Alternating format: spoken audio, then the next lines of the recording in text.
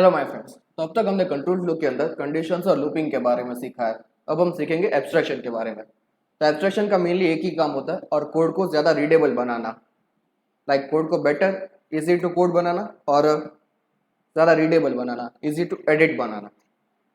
हम देखते हैं लाइक जैसे कि कई सॉफ्टवेयर के अलग अलग वर्जन निकल के आते हैं। जैसे कि हम अभी आप विंडोज़ ओएस यूज़ कर रहे हैं यहाँ पे, तो विंडोज़ के भी काफ़ी सारे वर्जन निकलते हैं। लाइक मैं छोटा था तब पापा के ऑफिस में एक्सपी यूज़ करता था, विंडोज़ एक्सपी को।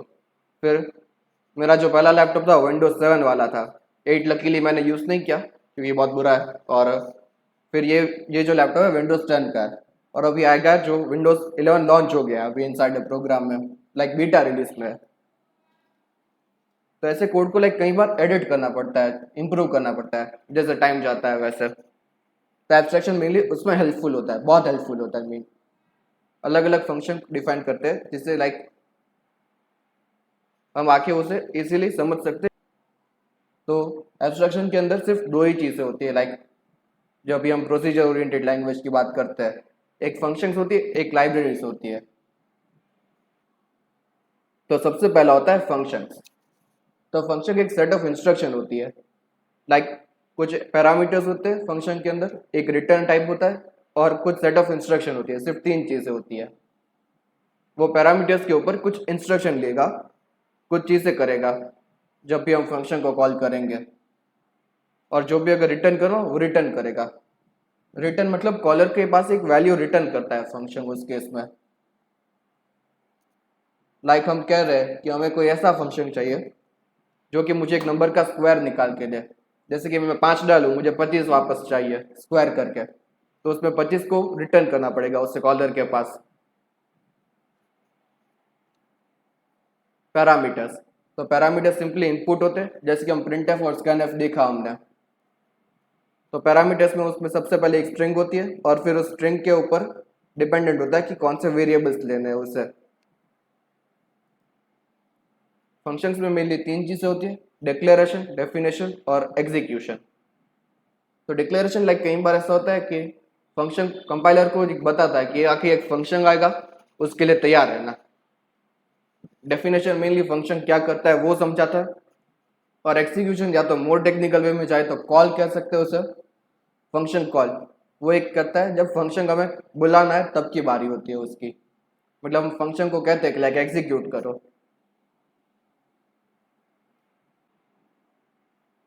ओके, तो यहाँ पे हम फंक्शन से एग्जांपल देखेंगे अब। तो फंक्शन के मेनली लाइक चार टाइप होते हैं पैरामीटर और रिटर्न के ऊपर। एक तो पॉसिबिलिटी है कि वो कोई पैरामीटर नहीं लेगा और कुछ रिटर्न भी नहीं करेगा। एक पॉसिबिलिटी है पैरामीटर तो लेगा बट कुछ रिटर्न नहीं करेगा। एक पॉसिबिलिटी ये हुई कि कुछ पैरामीटर नहीं लेगा पर रिटर्न देगा। और चौथा पॉसिबिलिटी पैरामीटर भी लेगा और कुछ रिटर्न भी देगा। तो यहाँ पे हमने ऐसे चार चार फंक्शन डिफाइन करके रखे। प्रिंट समथिंग, तो यहाँ पे हेलो वर्ल्ड प्रिंट कर रहा है बेसिकली, और ये कोई पैरामीटर नहीं ले रहा और कुछ रिटर्न भी नहीं कर रहा। तो यहाँ पे वाइड का मतलब सेम ही चीज़ होता है, नथिंग। जब रिटर्न टाइप वाइड हो तो वो कुछ रिटर्न नहीं कर रहा, और जब पैरामीटर्स में ऐसे वाइड लिखा हो तो उसका भी मतलब सेम ही होता है, कुछ पैरामीटर नहीं ले रहा। यहाँ पे अगर हम डिक्लेरेशन की बात करें तो डिक्लेरेशन का सिंपल वे होता है like return type, function name और पैरामीटर्स, और फिर लास्ट में सेमीकोलन। तो ये कई बार काम लगता है डिक्लेरेशन का। जब भी एरर आ रहा हो कि फंक्शन नॉट डिफाइन, तो ये डिक्लेरेशन वाला पॉइंट काफ़ी हेल्प करता है। डिपेंडिंग ऑन ओएस या तो और कंपाइलर आपको ये एरर आ सकता है। यहाँ पे हमें इसे डिक्लेयर करना हो लाइक प्रिंट समथिंग।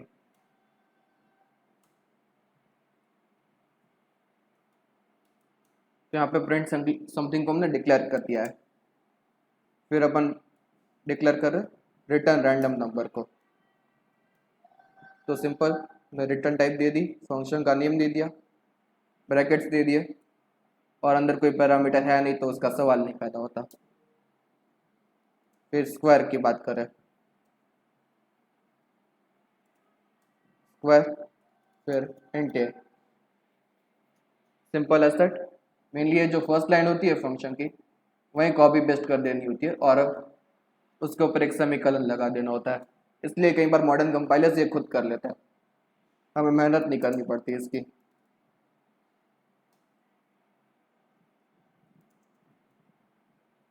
ये मेनली हो गया चारों का डिक्लेरेशन, ये हो गया इन चारों का डेफिनेशन, और यहाँ पे हम कॉल करेंगे मेन के अंदर। ये जो मेन फंक्शन होता है कंपाइलर के लिए एक तरह का एब्स्ट्रैक्शन होता है। कंपाइलर क्या करता है, तुम्हें बाकी कुछ नहीं देखना, हम सिर्फ मेन को ही बुलाएंगे, बाकी आपको जो करना है करो। मेन चाहे किसी भी बुलाए वो हम देख लेंगे। मेन के अंदर जो होगा हम लाइन बाय लाइन एग्जीक्यूट करना चालू कर देंगे। और कंपाइलर के मेन में भी दो ही फॉर्म होते हैं, एक तो मेन वॉइड वाला होता है जिसमें पैरामीटर्स नहीं होता है, और दूसरा मेन होता है जिसमें आर्ग होता है। एक ये वाला सिस्टम होता है, आर्ग सी चार आर्ग वी। तो इसके बारे में आके थोड़ा देखेंगे जब पॉइंटर्स आएगा तब। ये मेनली क्या करता है, एक सेंटेंस इनपुट में लेता है जब भी हम कंपाइल प्रोग्राम को रन करने की ट्राई करते हैं तब। जैसे कि यहाँ पे हमने रखा है इस चीज़ का,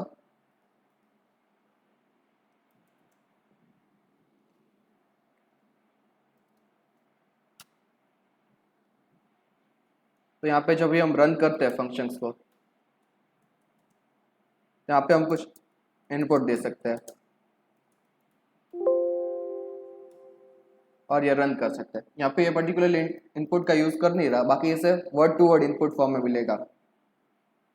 जब भी हम बात कर रहे हैं यहाँ पे, तो ये जो आर्ग भी होगा उसके अंदर वर्ड फॉर्म में ये होगा, लाइक स्पेस स्पेस सेपरेटेड होगा।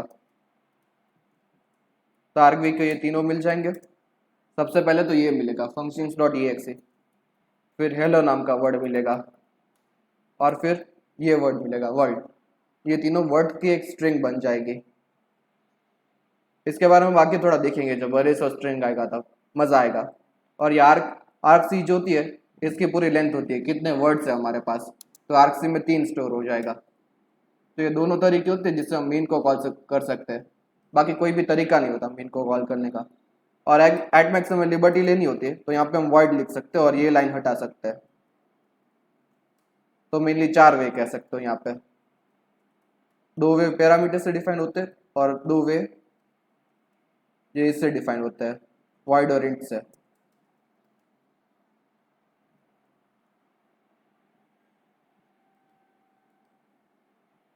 ये जिसने अभी कमांड लाइन मतलब लिनक्स यूज कर रहा हो उसे आइडिया होगा ये कमांड लाइन क्या होता है। ये मेनली लाइक एक टेक्स्ट एडिटर होता है जो टेक्स्ट कमांड के ऊपर हमें आउटपुट देता है। जब भी हम बिल्ड और रन करते हैं तो ये 2 चीजें करता है हमें आउटपुट देने के लिए। ये सबसे पहले एक कमांड लाइन विंडो खोल कर कंपाइल करेगा जो जीसीसी हमारा कंपाइलर है उससे, और फिर रन कर देगा ये फंक्शंस डॉट ई एक्स चला के,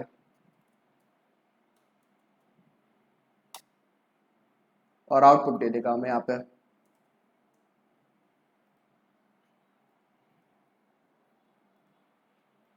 तो एज सिंपल एज दैट हमें लाइक चार चार यहाँ पे फंक्शंस डिफाइन कर दिया।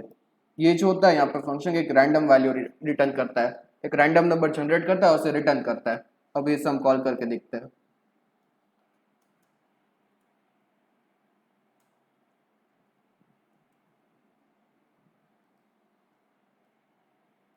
तो यहाँ पे पहली बार हमने रन किया 41, दूसरी बार 41, तीसरी बार कैसे 41 आ सकता है।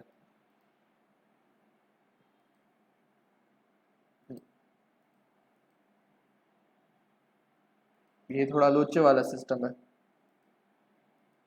हाँ यहाँ पे वो कुछ टाइम वाला चीज लग रहा था।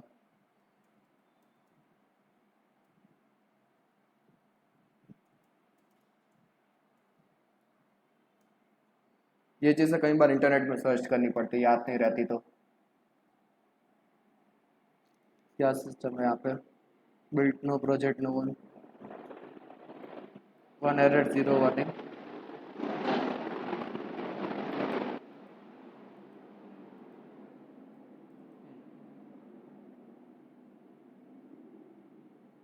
एक्सपेक्टेड डिक्लेरेशन स्पेसिफायर्स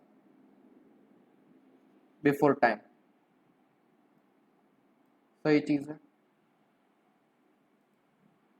यहाँ पे हम कई बार ऐसे देखना पड़ता है लाइक इंटरनेट में सर्च करके, तो ये काफ़ी कॉमन प्रैक्टिस है।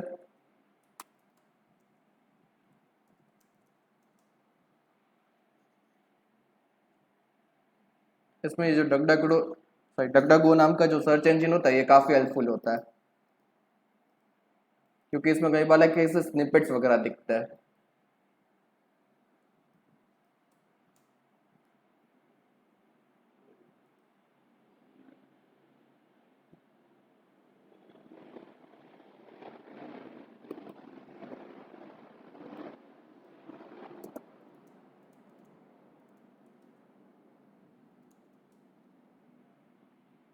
जैसे कि यहाँ पे मैं स्निपेट्स की बात कर रहा था, जैसे जो कई वेबसाइट होती है जैसे स्टेक ओवरफ्लो और वगैरह, यहाँ पे कई बार लाइक कैसे प्रोग्रामर्स जब एरर आता है तो सर्च करने की ट्राई करता है, जो भी चीज़ होता है उनका प्रॉब्लम, तो यहाँ पे उन्हें आंसर मिल जाता है। और ऐसे कहीं ऐसे जो सर्च इंजन होते हैं डगडगो जैसे, वो ऐसे स्निपेट्स बना के देते हैं कोड का, ये मेनली ज़्यादा स्निपेट्स बना के देते हैं, इसलिए कई बार डेवलपर्स यूज़ करते हैं।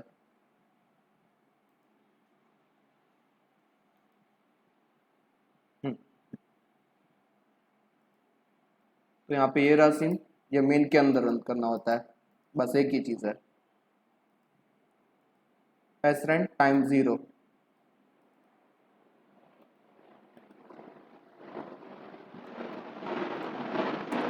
तो यहाँ पे नल नहीं आता, 0 आता है,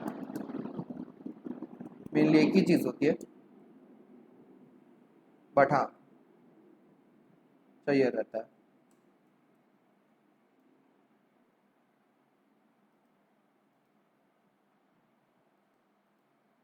ओके,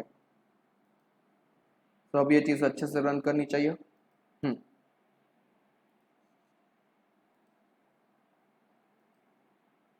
यहाँ पे हम देख सकते हैं हर बार ये अलग अलग आउटपुट दे रहा है, तो एक रैंडमली नंबर जनरेट कर रहा है और इससे हमें दे रहा है।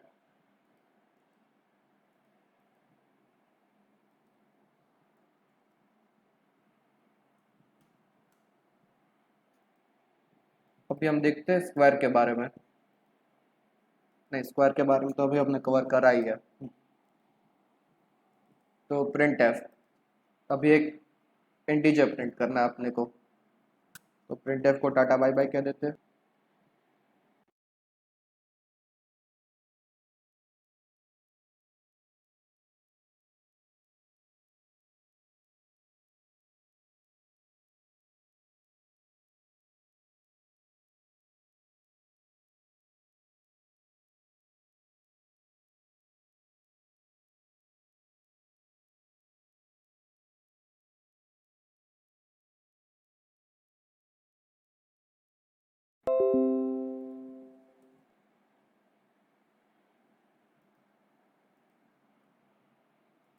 बन गया आंसर 5। तो इसने डायरेक्टली 5 को पैरामीटर में लिया और यहाँ पे आके प्रिंट कर दिया।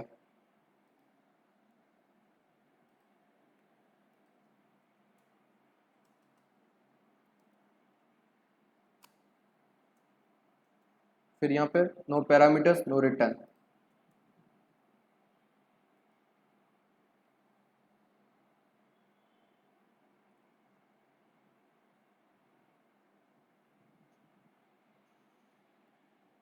तो इसने हेलो वर्ल्ड प्रिंट कर दिया जैसा कि हम सोच रहे थे। तो थैंक यू। अगले फॉर्म में हम देखेंगे रिकर्सिव फंक्शंस के बारे में अगले वीडियो के अंदर, जहाँ पे रिकर्सिव फंक्शन मेनली अपने आप को कॉल करने वाले फंक्शंस होते हैं। इसके बारे में हम समझेंगे कि वो अपने आप को कॉल क्यों करना है किसी फंक्शन को और उससे फ़ायदा क्या होता है।